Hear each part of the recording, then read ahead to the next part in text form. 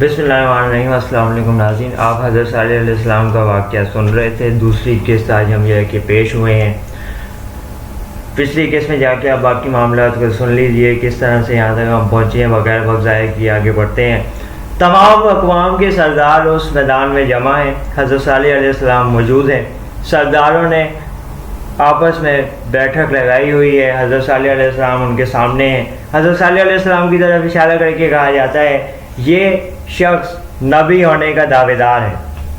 سردار نے حضرت صالح علیہ السلام کو کہا آپ ایک رب کو مانتے ہیں جو نظر نہیں آتا، آپ آج اپنے رب کو یہاں پہ سب کے سامنے آنے کا کہیں، اپنے رب کو راضی کریں کہ وہ ہم سب کے سامنے آ جائیں۔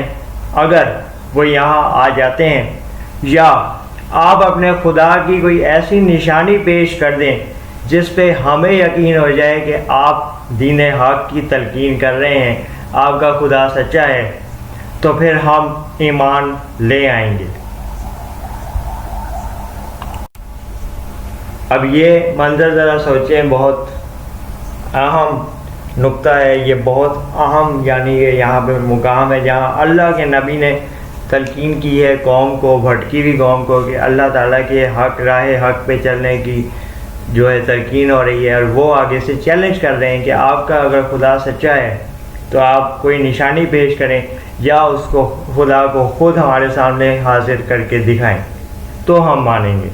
حضرت صالح علیہ السلام نے کہا اپنے رب سے دعا کر سکتا ہوں، لیکن اگر میں نے کوئی معجزہ مانگا اور رب نے دکھا دیا تو آپ لوگوں کو پہلے سے بتا رہا ہوں کہ اس کے بعد آپ کو ایمان لانا پڑے گا، کیونکہ اگر کوئی معجزہ ہوا اور آپ کے ایمان نہ لانے کی صورت میں سخت عذاب آئے گا، کیونکہ میرا خدا سچا ہے۔ اللہ تعالیٰ کی جانب جب کوئی اس طرح سے مذاق اڑاتا ہے اور کوئی اس طرح سے اللہ تعالیٰ کی بات پہ یقین نہیں کرتا تو پھر سخت عذاب اور سزا اس کے مقدر میں لکھی جاتی ہے۔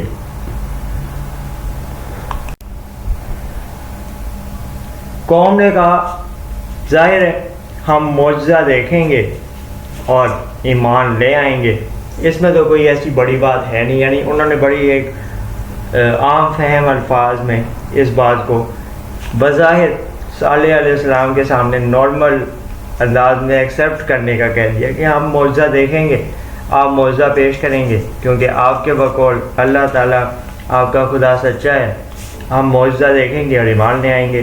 اب ہوا کیا؟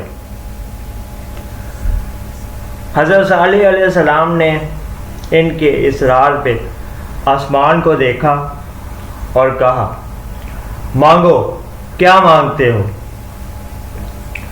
ایک سردار نے کھڑے ہو کے کہا کہ آپ یہ سامنے جو پہاڑی ہے اس کو دیکھ رہے ہیں، ہم چاہتے ہیں کہ یہ پہاڑی پھٹ جائے۔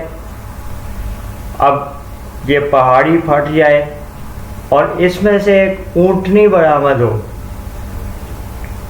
حضرت صالح علیہ السلام نے بالکل ان کی بات کو سن کے یہ دعا مانگی، اور سردار نے اب حضرت صالح علیہ السلام دعا مانگ رہے ہیں، لیکن سردار نے اچانک ان کو روک دیا۔